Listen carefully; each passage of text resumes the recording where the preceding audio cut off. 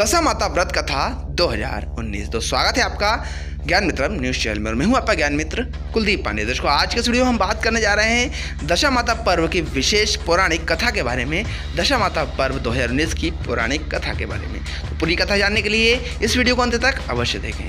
तो दोस्तों यदि आपने अभी तक हमारे चैनल को सब्सक्राइब नहीं किया है और आप हमारे चैनल पर नया हैं इसी तरह की एस्ट्रोलॉजी न्यूज़ और अन्य अपडेट न्यूज़ प्राप्त करने के लिए हमारे ज्ञान मित्र न्यूज़ चैनल सब्सक्राइब कर लें और साथ ही बेल आइकन दबा दें, जिससे हम जब भी वीडियो अपलोड करें उसकी नोटिफिकेशन आप तक तुरंत पहुंच पाए और आप उनसे लाभान्वित हो सकें। चलिए दोस्तों बिना समय गवाए शुरू करते हैं आज का विषय, जो संबंधित है दशामाता पर्व की 2019 की पौराणिक व्रत कथा के बारे में। आइए दर्शकों शुरू करते हैं कथा को। दोस्तों आपको बता दें, दशामाता के कोप से बचाएगी यह पौराणिक कथा।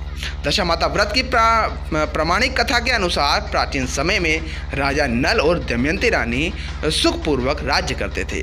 उनके 2 पुत्र थे। उनके राज्य में प्रजा सुखी और संपन्न थी। एक दिन की बात है कि उसी दिन होली दशा थी। एक ब्राह्मणी राजमहल में आई और रानी से कहा, दशा का डोरा ले लो। बीच में दासी बोली, हाँ रानी साहिबा, आज के दिन सभी सुहागिन महिलाएं दशा माता की पूजन और व्रत करती हैं तथा इस डोरे की पूजन करके गले में बांधती हैं, जिससे अपने घर में सुख समृद्धि आती है। अतः रानी ने ब्राह्मणी से डोरा ले लिया और विधि अनुसार पूजन करके गले में बांध लिया था। कुछ दिनों के बाद राजा नल ने दमयंती के गले में डोरा बंधा हुआ देखा। राजा ने पूछा, इतने सोने के गहने पहनने के बाद भी आपने यह डोरा क्यों पहना है? रानी कुछ कहती इसके पहले ही राजा ने डोरे को तोड़कर जमीन पर फेंक दिया। रानी ने उस डोरे को जमीन से उठा लिया और राजा से कहा, यह तो दशा माता का डोरा था, आपने उसका अपमान करके अच्छा नहीं किया। जब रात्रि में राजा सो रहे थे तब दशामाता प्रसन्न स्वप्न में बुढ़िया के रूप में आई और राजा से कहा, हे राजा, तेरी अच्छी दशा जा रही है और बुरी दशा आ रही है। तूने मेरा अपमान करने अच्छा नहीं किया है। ऐसा कहकर बुढ़िया दशा माता अंतर्ध्यान हो गई। अब जैसे तैसे दिन बीतते गए, वैसे वैसे कुछ ही दिनों में राजा के ठाट बाट, हाथी घोड़े, लाव लश्कर, धन धान्य, सुख शांति सब कुछ नष्ट होने लगी।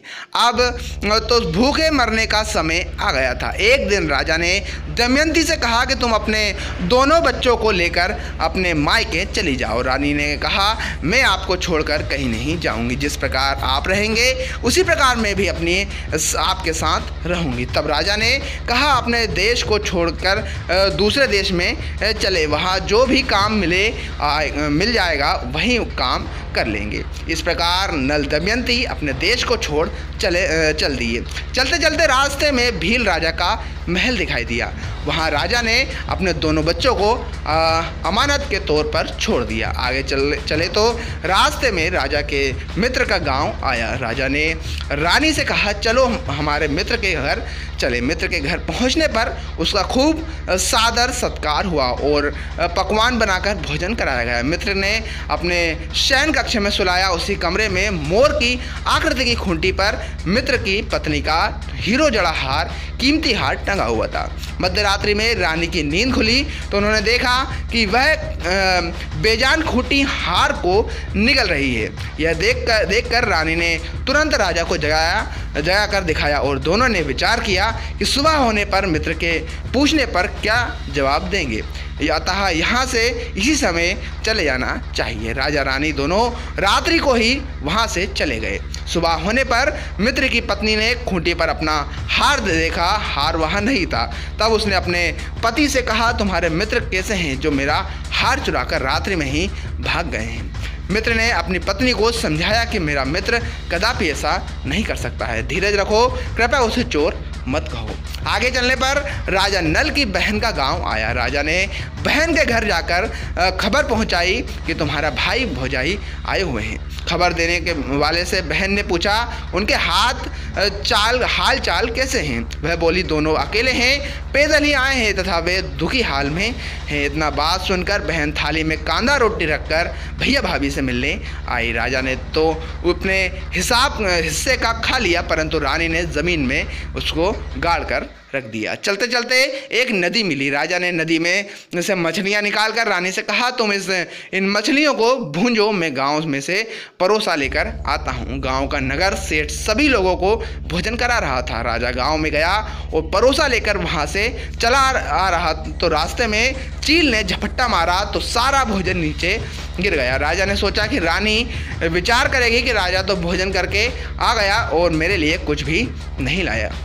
उधर रानी मछलियां भूनने लगी तो दुर्भाग्य से सभी मछलियां जीवित होकर नदी में चली गई। रानी उदास होकर सोचने लगी कि राजा पूछेंगे और सोचेंगे कि सारी मछलियां खुद ही खा गई। अब जब राजा आए तो मन ही मन समझ गए और वहां से आगे चल दिए। चलते चलते रानी के मायके का गांव आया। राजा ने कहा, तुम अपने मायके चली जाओ, वहां दासी का कोई भी काम कर लेना, मैं इसी गाँव में कहीं नौकर हो जाऊँगा।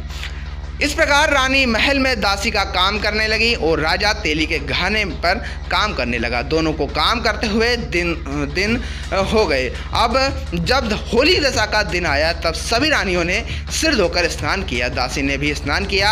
दासी ने रानियों का सिर गूथा तो राजमाता ने कहा, मैं भी तेरी सिर गूथ दूँ तेरी। ऐसा कहकर राजमाता जब दासी का सिर गूथ रही थी तब उन्होंने दासी के सिर में पाद देखा। यहाँ देखकर राजमाता की आंखें भर आई और उनकी आंखों में से आंसू गिर गए। आंसू जब दासी की पीठ पर गिरे तो दासी ने पूछा, आप क्यों रो रही हो?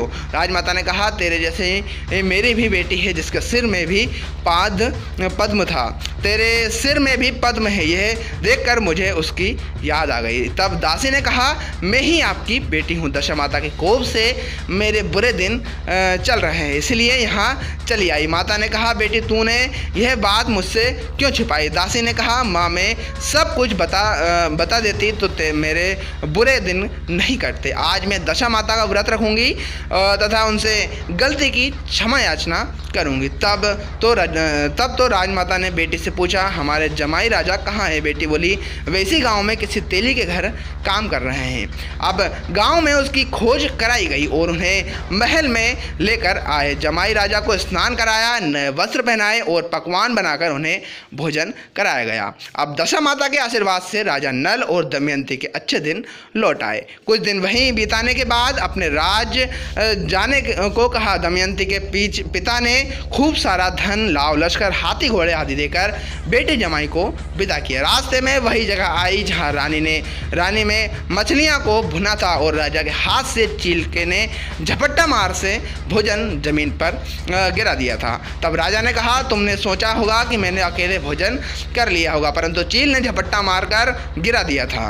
अब रानी ने कहा, आपने सोचा होगा कि मैंने मछलियाँ भूनकर अकेले खा ली होंगी, परंतु वे तो जीवित होकर नदी में चली गई थी। चलते चलते जब राजा की बहन का गांव आया तो राजा ने बहन के यहाँ खबर भेजी। खबर देने वाले से पूछा कि उसके हाल चाल कैसे हैं, तो उसने बताया कि वे बहुत अच्छी दशा में हैं और उनके साथ हाथी, घोड़े, लाव लश्कर आदि हैं। यह सुनकर राजा की बहन मोतियों की माला सजा कर लाई तथा दमयंती ने धरती माता से प्रार्थना की और कहा कि माँ, आज मेरी अमानत मुझे वापस दे दो। यह कहकर उस जगह को खोदा जहाँ कांधा रोटी गाड़ दिए थे। खोदने पर रोटी तो सोने की और कांधा चांदी का हो गया। वे दोनों चीज़ें बहन की थाली में डाल दी और आगे चलने की तैयारी करने लगे। वहाँ से चलकर राजा अपने मित्र के घर पहुँचा। मित्र ने उसका पहले के समान ही खूब आदर सत्कार और सम्मान किया। रात्रि विश्राम के लिए उन्हें उसी शयन कक्ष में सुलाया। मोरनी वाली खूंटी के हार निगलने जाने वाली बात से नींद नहीं आई। आधी रात के समय वही मोरनी वाली खूंटी हार उगलने लगी तो राजा ने अपने मित्र को जगाया तथा रानी ने मित्र की पत्नी को जगाकर दिखाया। आपका हार तो उसने निगल लिया था, आपने सोचा होगा कि हार हमने चुराया है। दूसरे दिन प्रातःकाल नित्य कर्म से निपट कर वहाँ से वे चल दिए। वे भील राजा के यहाँ पहुँचे और अपने पुत्रों को मांगा तो भील राजा ने दोनों के देने से मना कर दिया। गाँव के लोगों ने उन उन बच्चों को वापस दिलवाया। नल दमयंती अपने बच्चों को लेकर अपनी राजधानी के निकट पहुंचे तो नगरवासियों ने लाव लश्कर के साथ उन्हें आते हुए देखा। सभी ने बहुत प्रसन्न होकर उनका स्वागत किया तथा गाजे बाजे के साथ उन्हें महल पहुंचाया। राजा का पहले जैसा ठाट बाट हो गया। राजा नल दमयंती पर दशा माता के ने पहले कोप किया, ऐसी किसी पर मत करना और बाद में जैसी कृपा करी वैसी सब पर करना। जय दशा माता। दर्शकों, ये थी कुछ कथा जो हम आपके लेकर आए थे दशा माता व्रत संबंधित कुछ कथा के बारे में विशेष जानकारियाँ। तो आशा करते हैं आपको हमारा आज का विषय बस पसंद आया होगा। यदि पसंद आया तो लाइक करें और अधिक से अधिक लोगों तक शेयर करें ताकि सभी दशा माता के पर्व के आनंदित हो सके। दर्शकों, आज के वीडियो में इतना ही। हम फिर हाजिर होते हैं एक नए विषय के साथ। जब तक के लिए जय हिंद, जय भारत, वंदे मातरम।